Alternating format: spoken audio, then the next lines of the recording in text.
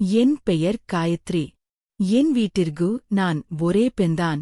எனக்கும் சரத் என்பவருக்கும் வீட்டில் இருக்கும் பெரியோர்களால் நிச்சயிக்கப்பட்டு திருமணம் நடந்தது. அவர் வெளிநாட்டில் வேலை பார்ப்பதாகவும் மிகப்பெரிய பணக்கார குடும்பம் என்றும் சொல்லி அதிக வரதட்சணையோடு என்னை திருமணம் செய்து கொண்டார்கள். பணக்கார ஆடம்பர வாழ்க்கையே தன் மகளுக்கு அமைத்து தரவேண்டும் என்று என் அப்பா அதிக கடன் வாங்கி எனக்கு திருமணம் செய்து வைத்தார். ஆரம்பத்தில் என் திருமண வாழ்க்கை நன்றாகத்தான் இருந்தது. எங்களுக்குள் திருமணமாகி 3 மாதத்தில் என் கணவர் மீண்டும் வேலைக்கு வெளிநாட்டிற்கு செல்ல தயாரானார். இந்த 3 மாதத்தில் நான் கர்ப்பமாகவில்லை. அதனால் என் மாமியார் இவருக்கு ஏதோ குறைபாடு இருக்குமோ என்று சந்தேகித்து என்னை கொஞ்சம் கொஞ்சமாக வார்த்தைகளால் காயப்படுத்த ஆரம்பித்தார். ஆனால் என் கணவர் அம்மா திருமணமாகி 3 மாதம்தான் ஆகிறது. ஏன் அவளை இப்படி பேசுகிறீர்கள் என்றார். பார்த்துக்கலாம் விடுங்கம்மா என்று சொல்லிவிட்டு அவர் வெளிநாட்டுக்கு கிளம்பிவிட்டார். ஒருநாள் நான் சமையல் வேலை செய்து கொண்டிருக்கும்போது என் மாமியார் டேபிளில் இருந்த போனே கீழே தள்ளிவிட்டு உடைத்துவிட்டார். தெரியாமல் கைதாவரி கீழே விழுந்துவிட்டது. சாரி மருமகளே என்று அவர் என்னிடம் கூறினார். அவரிடம் நான் எதுவும் எதிர்த்து பேசவில்லை. பரவாயில்லை இருக்கட்டும் அத்தை என்றேன். அதன் பிறகு என் அத்தைக்கு போன் செய்யும்போதுதான் என்னிடம் பேசுவார் என் கணவர். என் ரூமில் வைத்து பேச சென்றாள். ஏன் தனியாக பேசுகிறாய்? இங்கே இருந்து பேசு. அப்படி என்னதான் ரகசியம் பேச நினைக்கின்றாயோ? என் பையனை வளைத்து உன் கைக்குள் போட்டுவிடலாம் என்று நீ நினைத்து இதெல்லாம் செய்கிறாயா என்று தவறான வார்த்தைகளை பயன்படுத்தினார். நாட்கள் செல்ல செல்ல என் கணவரிடம் நான் சரியாக பேச முடியவில்லை. என் அம்மா அப்பா வீட்டிற்கு செல்ல என் மாமியார் அனுமதிக்கவில்லை. என் பெற்றோர் என்னை காண இங்கு வந்தாலும் அவர்களுக்கு சரியான மரியாதை கிடைக்கவில்லை. அவர்கள் படும் அவமானத்தை என்னால் தாங்கிக் கொள்ள முடியவில்லை. இனிமேல் என்னை பார்க்க இங்கு வராதீர்கள் என்று என் பெற்றோரிடம் கூறிவிட்டேன். என் மாமியார் என் கணவிடம் என்னை பற்றி தவறாகவும் குறைவாகவும் சொல்லிக் கொண்டே இருந்தார். இதனால் என் கணவருக்கும் என்னிடம் பேசும் மார்வம் குறைந்தது. நாட்கள் செல்லச் செல்ல என்னை முற்றிலுமாக மறந்துவிட்டார் போல இப்பொழுது பேசுவதே கிடையாது. இப்படியே 3 வருடங்கள் ஆனது. என் கணவருக்கு 1 மாதம் லீவு. வீட்டிற்கு திரும்பிய என் கணவர் என்னை பார்த்ததும் அதிர்ச்சியில் உறைந்தார். நான் பார்ப்பதற்கு அவ்வளவு அழகாக இருப்பேன். ஆனால் இப்பொழுது மெலிந்த தோற்றத்துடனும் எலும்பும் தோலுமாக பார்ப்பதற்கு ஏதோ நோய் வந்தது போல் இருந்தேன். என் கணவர் என்னிடம் உனக்கு என்ன ஆச்சு? ஏன் இப்படி இருக்கிறாய் என்று கேட்டார். ஒன்றுமில்லை என்று சொன்னதுடன் நான் எந்த பதிலும் கூறவில்லை. என் மாமியார் அவளை விடு, இங்கே வா என்று என் கணவரை கூப்பிட்டுக் கொண்டு அவருக்கு பிடித்த உணவுகளை பரிமாற ஆரம்பித்தார். என் கணவர் அம்மாவுடன் மகிழ்ச்சியாக உணவருந்த சென்றாலும் என்னை கவனித்துக் கொண்டுதான் இருந்தார். நானும் என் கணவரும் தனியாக பேசிக்கொள்ள அவர் அம்மாவிடவே இல்லை. அன்று இரவு வேலை எல்லாம் முடித்துவிட்டு தூங்க செல்ல 11 மணி ஆனது. எங்கள் அறைக்கு நான் செல்ல இருந்தேன். என் மாமியார் நீ எங்கே செல்கின்றாய்? அது அவன் அறை, நீ சமையலறையில் தூங்கு என்றார். நான் மறுக்கு சொல்லாமல் சமையலறைக்கு சென்றேன். 5 நிமிடம் ஆனதும் என் கணவர் என்னை தேடி வந்தார். ஏன் இன்னும் வேலை முடியவில்லையா? சமையலறையில் இருக்கின்றாய் என்று என் கணவர் கேட்க நான் பதில் சொல்ல வரும் நேரத்தில் என் மாமியார் வந்து அவள் இன்றே உன் அறைக்கு வர முடியாது. 3 நாட்கள் கழித்துதான் அவள் உன் அறைக்கு வருவாள் என்று சொன்னார்கள். அப்பொழுது எனக்கு புரிந்தது. 3 வருடம் கழித்து வந்த என் கணவர் மனதில் பல குழப்பங்கள் இருந்தது. மறுநாள் என் அத்தை இல்லாத நேரம் என்னிடம் பேசினார். பிறகு ஏன் வீட்டில் இவ்வளவு பிரச்சனைகள்? என் அம்மாவிடம் செய்து கொண்டிருக்கின்றாய்? நீ நன்றாக அவரை பார்த்துக் கொள்வாய் என்று உன்னை திருமணம் செய்தேன்.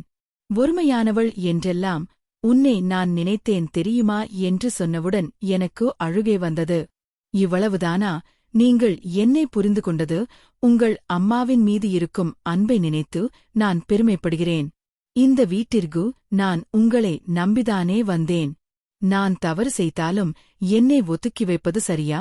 உங்கள் மேல் உள்ள நம்பிக்கையில்தான் நான் என் உயிரை பிடித்துக் கொண்டேன். உங்கள் வார்த்தைக்கு மதிப்பு கொடுத்து உங்கள் அம்மாவின் பேச்சே நான் எப்பொழுதும் மீறியதே இல்லை. நான் என் பெற்றோர்களைக் கூட பார்த்து 3 வருடம் ஆகிறது. அவர்களை காண நானும் செல்லவில்லை. நீங்கள் என்னுடன் இருந்த இந்த 3 மாதத்தில் என்னை எவ்வளவோ நன்றாக பார்த்து கொண்டீர்கள் என்று எனக்கு நன்றாக தெரியும். உண்மையிலேயே நீங்கள் ரொம்ப நல்லவர். ஆனால் உங்கள் அம்மாவின் மீது இருக்கும் பாசத்தால் என்னை ஒதுக்கி வைத்து விட்டீர்கள். இது நியாயமா என்று அழ ஆரம்பித்தேன். என் கண்களில் திருந்து கண்ணீர் வர ஆரம்பித்தது.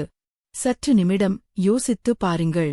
உங்கள் அம்மா சொல்வது போல நான் உங்கள் அம்மாவை கொடுமை செய்தாலோ பிரச்சனை செய்து கொண்டிருந்தாலோ இந்த தோற்றத்தில் இருந்திருப்பேனா? எனக்கு என்னவெல்லாம் நடந்தது என்று நம் வீட்டுத் தோட்டத்தில் வேலை பார்ப்பவிடம் கேட்டு பாருங்கள். அப்பொழுது புரியும். இங்கு நான் ஒரு சம்பளம் இல்லாத வேலைக்காரியாகத்தான் இருக்கின்றேன். ஒரு வேலைக்காரியாக வேலைக்கு வந்திருந்தால் கூட எனக்கு மரியாதை கிடைத்திருக்கும். கொஞ்சம் பணமும் கிடைத்திருக்கும். ஆனால் உங்க அம்மா என்னை எவ்வளவு கீழ்த்தனமாக நடத்துகிறார் என்று விசாரித்து பாருங்கள். நான் சொல்லும் வார்த்தையை நீங்கள் நம்ப வேண்டாம். நீங்கள் விசாரித்த பின்போ எது உண்மை என்று தெரிந்த பின்போ இதைப் பற்றி பேசுங்கள். ஒருவேளை இப்பொழுதும் உங்கள் அம்மாவின் பேச்சைக் கேட்டுக்கொண்டு என்னை ஒதுக்கி வைப்பதாக முடிவெடுத்தால் தயவு செய்து என் வாழ்க்கைக்கு ஒரு முடிவை சொல்லிவிடுங்கள் என்றேன். என் மீது அவருக்கு ஒரு நம்பிக்கை இருந்தது. ஆனால் அவர் அம்மாவை எதிர்த்து அப்பொழுது எதுவும் செய்ய முடியவில்லை. மறுநாள் காலை அவர் அம்மா என்னை எப்படியெல்லாம் திட்டுகிறார். வேலை சொல்லியே என்னை கஷ்டப்படுத்துகிறார். எல்லாவற்றையும் என் கணவர் மறைந்திருந்து பார்த்தார். ஆனால் அதை எதையும் கவனிக்காதது போல் சிறிது நேரம் கழித்து அவர் ஹாலுக்கு வரார். அத்தனை வேலையும் பொத்தையில் பார்த்து என் உடம்பெல்லாம் டயர்டாக இருக்கிறதா? ஆனால் உன் மனைவியே பார், ஒரு வேலை செய்யாமல் அவள் ராணி போல் இருக்கின்றாள். ஒரு வயதான மாமியாரை வேலை வாங்கிவிட்டு நாம் இப்படி ராணி போல் இருக்கலாமா என்று அவள் கொஞ்சமாக தெரிகிறதா என்று என்னை பற்றி குறை சொன்னார். அப்பொழுதுதான் என் கணவருக்கு புரிந்தது. அவர் அம்மா சொன்ன அனைத்தும் பொய் என்று நாம் எவ்வளவு பெரிய தவறு செய்துவிட்டோம். அம்மாவின் பேச்சைக் கேட்டுக்கொண்டு தன்னை நம்பி வந்த பெண்ணை கைவிட்டு விட்டோமே என்று கூட்ட உணர்ச்சியில் என்னிடம் மன்னிப்பு கேட்டார். அவரை என் தவறை உணர்ந்து என்னிடம் மன்னிப்பு கேட்ட பிறகு இந்த வீட்டிற்கு நீயே ராணி, உன் கஷ்டங்கள் அனைத்திற்கும் முற்றுப்பள்ளி வந்துவிட்டது. உன் பொறுமையை நினைத்து நான் பெருமைப்படுகின்றேன். உன்னிடத்தில் வேறொரு பெண் இருந்தால் நிச்சயம் எனக்காக இவ்வளவு கஷ்டப்பட்டிருப்பாளா என்று நினைத்துக்கூட பார்க்க முடியவில்லை. இப்படிப்பட்ட உனக்கு என்றும் நான் நன்றி கடனுடன் இருப்பேன். இனிமேல் உன்னை நன்றாக பார்த்துக்கொள்வது என் பொறுப்பு என்று என் கணவர் கூறினார். தவறு செய்த அவர் அம்மாவையும் திட்டினார். அது மட்டுமில்லை, இனிமேல் காயத்ரி இந்த வீட்டு முதலாளி அவளை எந்த வேலையும் நீங்கள் செய்யவே சொல்லாதீர்கள். நீங்கள் என் அம்மா, உங்களையும் நான் கஷ்டப்படுத்த விரும்பவில்லை. வீட்டு வேலைக்கு நான் ஒரு ஆளை நியமித்திருக்கின்றேன். உங்கள் மகன் நல்லா இருக்க வேண்டும் என்று நீங்கள் நினைத்தது போலதான் அவள் பெற்றோரும் அவள் நல்லா இருக்க வேண்டும் என்று என்னை நம்பி திருமணம் செய்து வைத்தார்கள். இப்படி ஒரு அநியாயம் செய்துவிட்டீர்களே அம்மா. அவளிடத்தில் உங்கள் மகனோ அல்லது மகளோ இருந்திருந்தால் இவ்வளவு பெரிய கஷ்டத்தை நீங்கள் இப்படி செய்திருப்பீர்களா என்று நான் நினைக்கவே இல்லை அம்மா. இவ்வளவு பெரிய கஷ்டத்தை நீங்கள் செய்திருப்பீர்களா? இப்படி நீங்கள் செய்வீர்கள் என்று நான் நினைக்கவே இல்லை என்று என் கணவர் தன்னுடைய ஆதங்கத்தை அவர் அம்மாவிடம் சொல்ல ஆரம்பித்தார். அவர் அம்மாவும் தன் தவறை உணர்ந்துவிட்டார். எனக்கு உன் மனைவி எங்கே என்னிடமிருந்து உன்னை பிரித்து விடுவாளோ என்ற பயத்தில் இப்படி செய்துவிட்டேன். என்னை மன்னித்து விடுப்பா. உண்மையை சொல்ல வேண்டும் என்றால் நான் செய்ததற்கு அவள் ஒருமுறை கூட எதிர்த்து பேசியதில்லை. என்னை திட்டியதும் இல்லை. இவ்வளவு பொறுமையான பெண் நிச்சயம் என்னையும் ஒரு அம்மாவைப் போல்தான் பார்த்துக் கொள்வாள். நான்தான் தவறு செய்துவிட்டேன். என் தவறை இப்பொழுது உணர்ந்துவிட்டேன் என்று என் மாமியார் மனம் திருந்தினார். இந்த 3 வருடம் நான் எவ்வளவு கஷ்டப்பட்டிருந்தேனோ அதைவிட பல மடங்கு இப்பொழுது நான் சந்தோஷமாக வாழ்ந்து கொண்டிருக்கிறேன். ஒரு பெண் பொறுமையாக நிதானத்துடன் இருந்தால் அவள் நினைத்த எதையும் சாதிப்பாள் என்பதற்கு என் வாழ்க்கை ஒரு உதாரணம். இப்பொழுது என் ஊரில் வாழ்க்கை கிடைத்தால் காயத்ரிக்கு கிடைத்தது போல் ஒரு வாழ்க்கை கிடைக்க வேண்டும் என்று சொல்லும் அளவிற்கு என் வாழ்க்கை நல்லபடியாக அமைந்திருக்கிறது. நானும் என் மாமியாரின் உணர்வுகளை புரிந்து கொண்டு அவரை என்னை சொந்த அம்மா போல பார்த்து கொண்டேன்.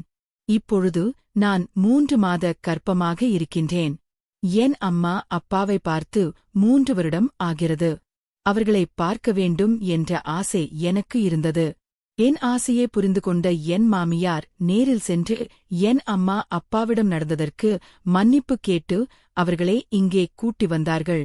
நான் செய்ததற்கு நீங்கள் காயத்ரிக்கு குழந்தை பிறக்கும் வரை இங்கேதான் இருக்க வேண்டும். உங்கள் மகள் அருகிலிருந்து அவளை நன்றாக பார்த்து கொள்ள வேண்டும் என்று என் அம்மா அப்பாவை அழைத்து வந்தார். இப்பொழுது ஒரே வீட்டில் என் அம்மா அப்பா, நான் என் கணவர், மாமியார் என்று சந்தோஷமாக ஒரு வாழ்க்கையை வாழ்ந்து கொண்டிருக்கின்றோம். பொறுமையும் நிதானமும் கோழைத்தனம் கிடையாது. அது புத்திசாலிகள் கையாளும் ஒரு வகையான தந்திரம்தான். சரியாக நடந்து கொண்டால் எல்லோர் வாழ்க்கையையும் நல்லதே நடக்கும். நடக்கவிருக்கும் கஷ்டத்தை மட்டும் யோசிக்காமல் என்ன செய்தால் நம் கஷ்டம் தீரும் என்று யோசித்தால் நிச்சயம் நம் வாழ்க்கையில் நாம் நினைத்தது போல் மகிழ்ச்சியாகவும் நிம்மதியாகவும் இருக்கும். எனக்கு 24 வயதில் நடந்த சம்பவம் இது. எங்கள் வீட்டில் அம்மா, நான் மற்றும் எனக்கு கீழ் ஒரு சகோதரியும் ஒரு சகோதரனும் இருந்தனர். அப்பா நான் சிறுவயதில் இருக்கும் பொழுதே இறந்துவிட்டார். அதன் பிறகு அம்மாதான் கிடைக்கும் வேலைகளை செய்து எங்களை மிகவும் சிரமப்பட்டு வளர்த்து வந்தார். நான் 8வது படித்துக் கொண்டிருக்கும் பொழுதே பாதியிலேயே படிப்பை நிறுத்திவிட்டு வேலைக்கு செல்ல துவங்கினேன். ஏனெனில் அம்மா படும் கஷ்டத்தை பார்க்க முடியவில்லை. அதன் பிறகு அம்மா வேலைக்கு செல்லவில்லை.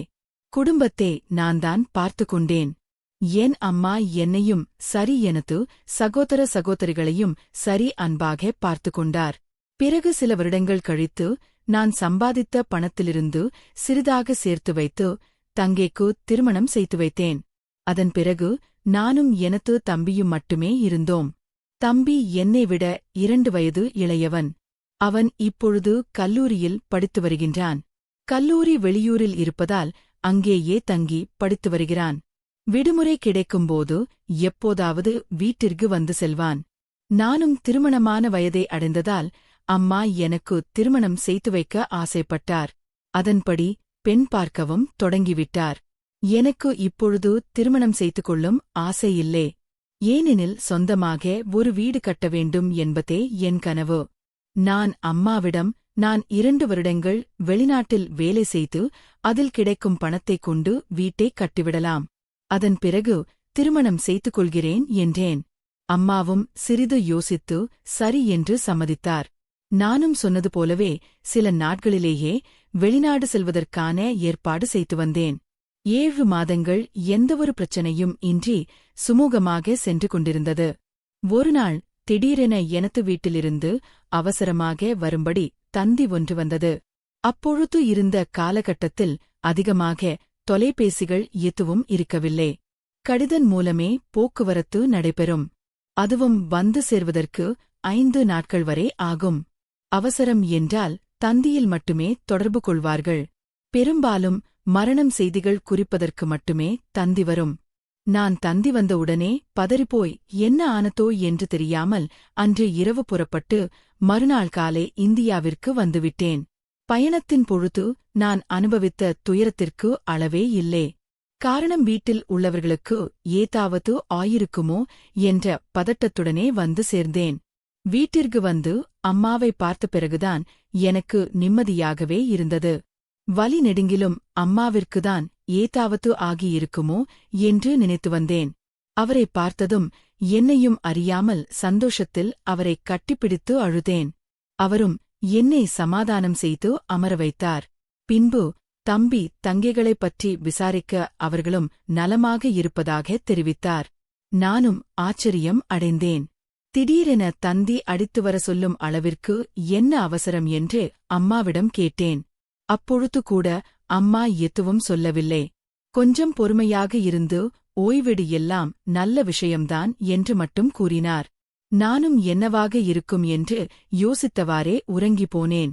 அன்று மாலையே என்னை அழைத்த அம்மா, என்னை அருகில் அமர வைத்தார். பிறகு, மகனே, உனக்கு நான் நல்ல பெண் பார்த்துள்ளேன். அவளை திருமணம் செய்து வைக்கலாம் என்று ஆசைப்படுகின்றேன். அதனால்தான் உன்னை அவசரமாக வரச் சொன்னேன். நாளை மதியமே திருமணத்தை செய்துவிட வேண்டும். இதுதான் அம்மாவின் ஆசை என்றார். எனக்கு ஆச்சரியமாகவும் அதிர்ச்சியாகவும் இருந்தது. இவ்வளவு சீக்கிரம் எதற்காக திருமணம் செய்ய வேண்டும் என்று. ஆனாலும் அம்மாவிடம் வேறு எதுவும் கேள்வி கேட்கவில்லை. ஏனெனில் சிறுவயதிலிருந்தே எனக்கு எது நல்லதென்று என் அம்மாவிற்கு தெரியும்.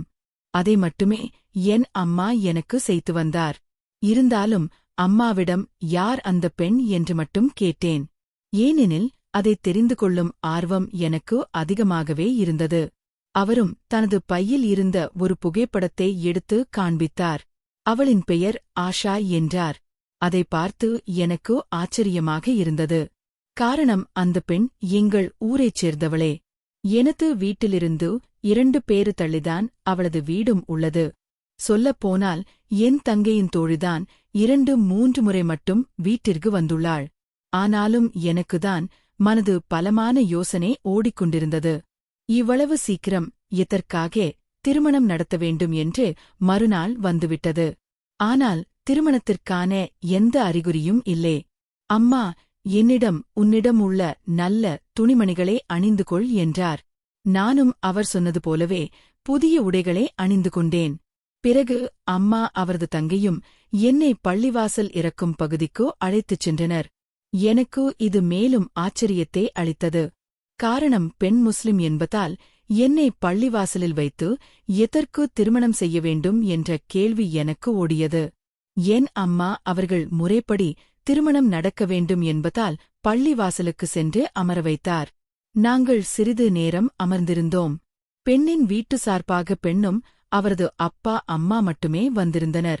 பெண்ணின் உடல் முழுவதும் துணிகளால் மறைக்கப்பட்டிருந்ததால் அவளையும் காண முடியவில்லை. அவர்கள் முஸ்லிம் என்பதால் அவர்கள் முறைப்படியே திருமணத்தை வைத்துக் கொள்ள என் அம்மா ஒப்புக்கொண்டார். பிறகு கிராமத் தலைவர்கள் 4-5 பேர் எங்களின் சம்மதத்தை கேட்டு திருமணத்தை செய்து முடித்தனர். அம்மாவும் சின்னம்மாவும் அந்த பெண்ணை என் வீட்டிற்கு அழைத்து வந்தனர். வழியில் கூட நான் யோசித்துக் கொண்டேதான் வந்தேன். காரணம், சிறுவயதிலிருந்தே எனது அம்மா என் முதல் பையனுக்கு குதிரையில் ஊர்வலம் வைத்து பிரம்மாண்டமாக திருமணம் செய்து வைக்க வேண்டும் என்று அடிக்கடி உறவினரிடம் கூறி பெருமிதம் கொள்வார். அப்படி ஆசைப்பட்ட அம்மா எதற்காக யாரையும் அழைக்காமல் திருமணம் செய்து வைக்கின்றார் என்று.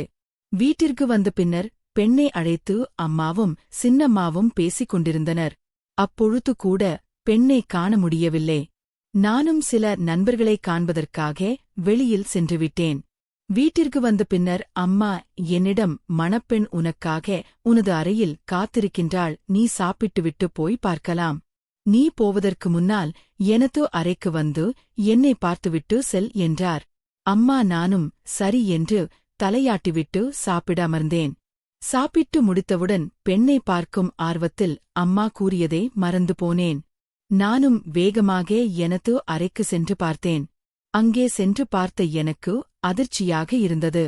காரணம், எனக்காக காத்திருந்த என் மனைவி வயிற்று வழியால் துடித்துக் கொண்டிருந்தாள். நான் என்ன செய்வதென்று தெரியாமல் திகைத்து நிற்க, அவளின் சத்தத்தை கேட்டு அம்மாவும் சின்னம்மாவும் எனது அறைக்கு வந்துவிட்டனர். பிறகு சின்னம்மா என்னிடம் 2 தெரு தள்ளி இருக்கும் பெண் மருத்துவரை கூப்பிட்டு அவரை உடனடியாக அழைத்து வரும்படி கூறினார். நானும் என்ன நடக்கிறது என்று எனக்கு புரியாமல் அவரை பார்த்து நிற்க, அவரும் சீக்கிரம் செல் என்று கட்டளையிட்டார். ஒன்றும் புரியாமல் நான் வேகமாக அந்த மருத்துவரை காண சென்றேன். மருத்துவரிடம் விஷயத்தை சொல்ல அவரோ பதட்டம் எதுவும் அடையவில்லை. மாறாக, இவ்வளவு சீக்கிரமா என்று மட்டும் கூறிவிட்டு என்னோடு வீட்டிற்கு வந்துவிட்டார். இது எனக்கு மேலும் ஆச்சரியத்தை ஏற்படுத்தியது. பிறகு என்னை மட்டும் வெளியே நிற்க வைத்துவிட்டு மூவரும் சேர்ந்து அறைக்குள் சென்றுவிட்டனர். வெகுநேரமாக எனது மனைவி துடிக்கும் சத்தம் மட்டுமே கேட்டுக்கொண்டிருந்தது. சில நிமிடங்கள் கழித்து ஒரு பச்சிலம் குழந்தையின் குரலும் கேட்கத் தொடங்கியது. அதுவரை ஒன்றும் புரியாமல் நின்றிருந்த எனக்கு இப்பொழுது ஓரளவு புரிந்துவிட்டது. அறையில் எனது மனைவிக்கு பிரசவம் நடந்துள்ளது என்று. நான் ஒன்றும் புரியாமல் புலம்பிப் போய் அங்கேயே அமர்ந்துவிட்டேன். சிறிது நேரத்தில் மருத்துவரும் சென்றுவிட உள்ளே இருந்த அழகான ஆண் பிள்ளையே கையில் எடுத்து வந்தார் அம்மா. என்னிடம் குழந்தையை காண்பித்து, இங்கே பார், எவ்வளவு அழகாக உள்ளான் என்று என்றார். எனக்கு இது எரிச்சலே உண்டாகியது. பின்பு, அம்மா என்னிடம் உனக்கு பல கேள்விகள் இருக்கும். அதற்கெல்லாம் நான் பதில் சொல்கின்றேன். இப்பொழுது நீ அமைதியாக மட்டும் இரு. யாராவது கேட்டால் கூட வெளிநாட்டிற்கு செல்லும் முன்பே அந்தப் பெண்ணுடன் பழக்கம் இருந்தது, பிறகு வந்து திருமணம் செய்து கொண்டேன். இப்பொழுது குழந்தையும் பிறந்துவிட்டது என்று மட்டும் சொல். அதுபோதும், மற்றவர்களை நான் பார்த்துக் கொள்கிறேன் என்றார். எனக்கு என்ன சொல்வது என்று புரியவில்லை. யார் அவளுக்கு பிறந்த குழந்தைக்கு தகப்பன் எதற்காக அந்தப் பெண்ணை எனக்கு அம்மா திருமணம் செய்து வைத்தார் என்று பல கேள்விகள் என் மனதை துளித்துக் கொண்டிருந்தன. இருந்தாலும் இப்பொழுது கூட அம்மாவிடம் கோபப்பட வேண்டும் என்று எனக்கு தோன்றவில்லை. இப்படியே சில நாட்கள் வரை சென்றது. மனைவியை பார்ப்பதோ பாவமாக நினைத்தேன். இன்றுவரை அவள் இருக்கும் அறைக்குள் செல்லவே இல்லை. அம்மாவிடம் அதிகம் பேசவும் இல்லை. எனக்கு என்ன நடக்கிறது என்று புரியாமலேயே அந்த வீட்டில் இருந்து வந்தேன். மனைவி மட்டும் அடிக்கடி அந்த குழந்தையை பார்த்து அழுது கொண்டிருப்பாள். என்னை பார்த்தால் அழுகையை நிறுத்திவிட்டு எனக்கு ஏதாவது வேலைகள் செய்ய வேண்டுமா என கேட்டு வருவாள். எனக்கு ஒன்று மட்டும் தெரிந்தது. கர்ப்பமாக இருக்கும் விஷயம் தெரிந்துதான் எனக்கு திருமணம் செய்து வைத்தார் என் அம்மா என்று. இந்த விஷயம் சிறிது சிறிதாக ஊரில் உள்ளவர்களுக்கு தெரிய ஆரம்பித்தது. என்னை அழைத்து திருமணம் செய்துவிட்டு வெளிநாடு சென்றிருந்திருக்கலாமே என்று அறிவுரை கூறினார் சிலர். சிலரோ பழக்கம் ஏற்பட்டாலும் அந்த பெண்ணை கைவிடாமல் கடைசி நேரத்தில் திருமணம் செய்து கொண்டாய் என்று பாராட்டவும் செய்தார்கள். அவர்கள் கூற கூற எனக்கு வெறுப்பாகத்தான் இருந்தது. ஏனெனில் அவர்கள் சொல்லும் எதுவுமே என்னால் நடந்ததல்ல. ஒரு கட்டத்தில் நான் பொறுமையை இழந்து போனேன். அடுத்தவன் குழந்தைக்கு நான் அப்பனாக இருக்க விரும்பவில்லை. இன்று இதற்கெல்லாம் ஒரு முடிவு தெரிய வேண்டும் என்று நினைத்தேன். நானும் கோபமாக வீட்டிற்கு செல்ல, அங்கே அம்மா அந்த குழந்தையை வைத்து கொஞ்சிக் கொண்டிருந்தார். இது எனக்கு மேலும் வெறுப்பை உண்டாக்கியது. நானும் அம்மாவிடம் சென்று கோபத்துடன் கத்த ஆரம்பித்தேன். அம்மா, இதற்கு மேலும் என்னால் பொறுமையாக இருக்க முடியாது. யாரோ ஒருவன் செய்த செயலுக்கு என்னால் பொறுப்பேற்க முடியாது என்று என்ன நடக்கிறது என்பது எனக்கு புரியவில்லை. நான் சொல்வதை கேளுங்கள். உடனடியாக அவளையும் அவளது குழந்தையையும் வீட்டை விட்டு துரத்திவிடுங்கள். இதற்கு மேலும் ஒரு நிமிடம் கூட அவளோடு என்னால் வாழ முடியாது. திருமணத்திற்கு முன்பே கண்டவனோடு ஊர் சுற்றிவிட்டு குழந்தையை வாங்கிக் கொண்டு அதற்கு நீதான் அப்பன் என்றால் என்னால் எப்படி ஏற்றுக்கொள்ள முடியும் என்று கோபமாக கத்தினேன். இதைக் கேட்ட என் அம்மா முகமும் கோபத்தால் சிவந்து போனது. நான் பேசிக் கொண்டிருக்கும் பொழுதே கன்னத்தில் வேகமாக ஓங்கி அறைந்துவிட்டாள். எங்கள் சத்தம் கேட்டு வெளியே வந்த என் மனைவி அம்மாவிடமிருந்து குழந்தையை வாங்கிக் கொண்டு ஓரமாக நின்று அவளும் அழத் தொடங்கினாள். அம்மாவும் கோபத்திலிருந்து சற்று நிதானம் அடைந்து அவரும் உட்கார்ந்து தொடங்கினார். நான் அப்பொழுதுவரை கோபமாகத்தான் இருந்தேன். ஆனால் எனக்கு ஆச்சரியம் என்னவென்றால் எனது அம்மா என்னை அடித்துவிட்டார். அதற்கு காரணம், எனக்கு நினைவு தெரிந்த நாளிலிருந்து எங்கள் யாரையுமே அம்மா அடித்ததில்லை.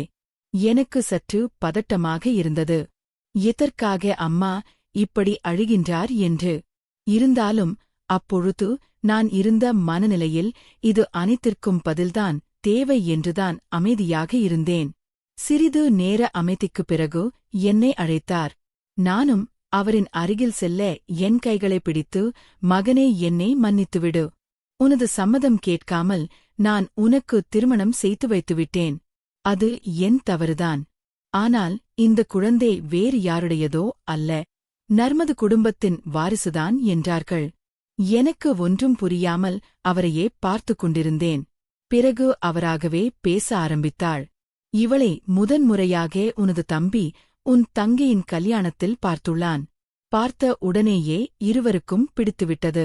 பார்க்கும் இடங்களில் எல்லாம் இருவரும் பேசுவதுமாக இருந்தது. நீ வெளிநாட்டிற்கு சென்ற பிறகு விடுமுறைக்கு வந்த உன் தம்பி இது குறித்து என்னிடம் பேசினான். அந்த பெண்ணே எனக்கு மிகவும் பிடித்திருந்ததாகவும் கூறினான். நானும் சரி என்று சம்மதித்து அவர்களின் வீட்டிற்கு சென்று பேசினேன். அவர்களுக்கு இந்த திருமணத்தில் சம்மதம்தான். பிறகு நான்தான் நீ வந்த பிறகு உனக்கு திருமணத்தை முடித்துவிட்டு பிறகு தம்பியின் திருமணத்தை செய்து வைக்கலாம் என்று முடிவு செய்தேன். இதைப்பற்றி தம்பியிடம் கூற அவனும் மறுப்பேதும் கூறவில்லை. அதன் பிறகு விடுமுறை முடிந்து அவன் கல்லூரிக்கு சென்றுவிட்டான். அப்படி சென்று சில நாட்களில் தனது நண்பர்களுடன் சேர்ந்து ஆற்றில் குளிப்பதற்காக சென்றுள்ளான். அப்பொழுது ஆற்றில் வெள்ளம் ஏற்பட்டதால் உனது தம்பி அடித்து செல்லப்பட்டுள்ளான். இதை பார்த்த நண்பர்கள் பயந்து போய் யாரிடமும் எதுவும் சொல்லவில்லை. சொன்னால் எங்கே தங்களுக்கு பிரச்சனை வந்துவிடுமோ என்று உண்மையை மறைத்துவிட்டனர். கல்லூரியிலிருந்து சில நாட்கள் காணாததால் அவனை கல்லூரிக்கு வரும்படி கடிதம் அனுப்பினர். கடிதத்தை பார்த்து பதறிப்போன நானும் உடனடியாக சென்று கல்லூரி நிர்வாகத்திடம் விசாரித்தேன். அவர்கள் 1 மாதமாக உங்கள் மகன் கல்லூரிக்கு வரவில்லை என்று கூறினார். பிறகு நானும் அவனும் நண்பர்களை விசாரிக்க அப்பொழுது கூட அவர்கள் உண்மையை சொல்லவில்லை. என்ன செய்வது என்று தெரியாமல் பதறிப்போய் பிறகு காவல்துறையிடம் புகார் அளித்தேன். எங்கே இதைப்பற்றி உன்னிடம் சொன்னால் நீயும் பதட்டப்படுவாய் என்று உன்னிடம் எதுவும் கூறவில்லை. 2 நாள் கழித்து காவல் நிலையத்தில் இருந்து அழைத்தனர். நானும் சென்று பார்க்க அங்குதான் அந்த அதிர்ச்சியான தகவலை தெரிவித்தனர். உங்களது மகன் வேறொரு ஊரில் ஆற்றில் அடித்துச் செல்லப்பட்டு கரை ஒதுங்கியுள்ளான். அவனது உடலை கைப்பற்றி விசாரிக்கத் தொடங்கியுள்ளனர். அப்பொழுது புகார் எதுவும் செய்யப்படாததால் அவர்கள் யார் என்று கண்டுபிடிக்க முடியவில்லை. அவரின் உடலை சிறு நாட்கள் வரை காத்திருந்து யாராவது வாங்க வருவார்களா என்று வைத்திருந்தனர். யாரும் உடலை உரிமம் கோரி வராததால் அனைத்தையும் முடித்துவிட்டு அடக்கம் செய்துவிட்டனர். அடக்கம் செய்யும் பொழுது எடுத்த புகைப்படம்தான் இது. உங்களின் மகனாய் என்று பாருங்கள் என புகைப்படத்தை என்னிடம் காண்பிக்க நான் அதிர்ந்து போனேன். காரணம் அது உனது தம்பிதான். எனக்கு என்ன செய்வது என்று புரியவில்லை. வெகுநேரமாக அங்கேயே உட்கார்ந்து அழுது கொண்டிருந்தேன். பின்பு அவர்கள் கூறிய ஊருக்கு சென்று விசாரித்தேன். அவர்களும் உனது தம்பிதான் என்று அடையாளம் காண்பித்தனர். கடைசியாக அவனது முகத்தை பார்க்கக்கூட எனக்கு கொடுத்து வைக்கவில்லை. அவன அடக்கம் செய்த இடத்தை மட்டும் பார்த்து வந்தேன். ஊருக்கு வந்த பிறகு என்னால் எதுவும் சரிவர செய்ய முடியவில்லை. பிறகு மனதை கல்லாக்கிக் கொண்டு இது பற்றி பெண்ணின் வீட்டாரிடம் பேசிவிடலாம் என்று முடிவு செய்து அவர்களின் வீட்டிற்கு சென்று விஷயத்தை தெரிவித்தேன். அங்கேதான் எனக்கு இன்னொரு அதிர்ச்சியான செய்தி கிடைத்தது. விடுமுறைக்கு வந்த உன் தம்பி அவரிடமிருந்து காதலால் இருவருமாக சேர்ந்து தவறு செய்துவிட்டார்கள். அதனால் ஒரு கரு உண்டாகி அவள் 4 மாத கர்ப்பமாக இருப்பதை தெரிவித்துக் கொண்டனர். எனக்கு என்ன சொல்வது என்று புரியவில்லை. உனது தம்பியால் ஒரு அப்பாவி பெண்ணின் வாழ்க்கை வீணாவதை நான் விரும்பவில்லை. அது மட்டுமல்லாது நமது குடும்பத்தின் வாரிசுதான் அவளின் வயிற்றில் வளர்க்கிறது. அவளும் நல்ல பெண்தான். சில நாட்கள் வரை யோசித்து உனக்கு திருமணம் செய்து வைக்கலாம் என்று முடிவை எடுத்தேன். முதலில் அந்த பெண்ணும் சம்மதிக்கவில்லை. பிறகு நானும் அவளின் வீட்டில் உள்ளவர்களும் பேசி சம்மதிக்க வைத்தோம். பிறகு யாருக்கும் தெரியாமல் அந்த பெண் மருத்துவரிடம் சிகிச்சை மேற்கொண்டு வந்தோம். பிறகு 3 மாதங்கள் கழித்து உன்னையும் அவசரமாக வரவழைத்து திருமணத்தை செய்து முடித்தோம். அன்று கூட உன்னிடம் அனைத்து உண்மைகளையும் சொல்லவிடலாம் என்றுதான் எனது கரைக்கு வளைத்தேன். ஆனால் நீதான் வரவில்லை. இவ்வளவு சீக்கிரம் குழந்தை பிறக்கும் என்று எங்களுக்கும் தெரியாது.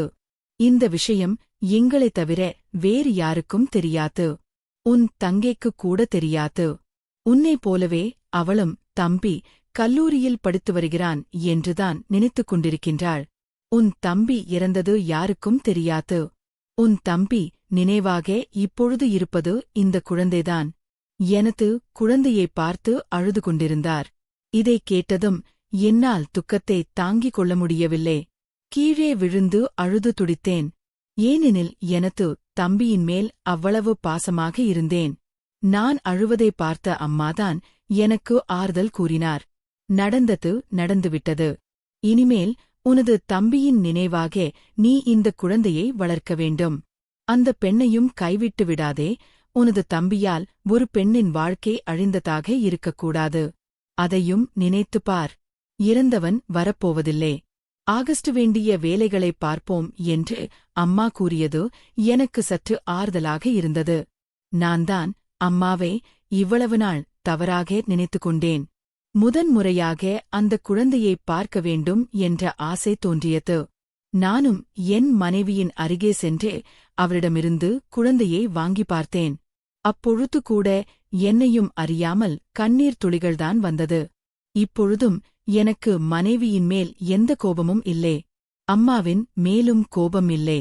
சொல்லப்போனால் அம்மா செய்தது சரிதான் என்று மனதார நினைத்தேன். என் மனைவியின் அனைத்தையும் சிறிது சிறிதாக மறந்து என்னுடன் அன்பாக இருக்க ஆரம்பித்தாள். என் மனைவியும் அனைத்தையும் மறந்து சிறிது சிறிதாக என்னுடன் அன்பாக இருக்க ஆரம்பித்தாள். எங்களின் அன்பிற்கு அடையாளமாக 2 குழந்தைகள் பிறந்தது. அந்த குழந்தையையும் என் குழந்தையாக விட அதிகமாகவே பாசம் காட்டி வளர்த்து வருகிறேன். இப்பொழுது வரை இந்த விஷயம் எங்கள் சிலரைத் தவிர வேறு யாருக்கும் தெரியாது.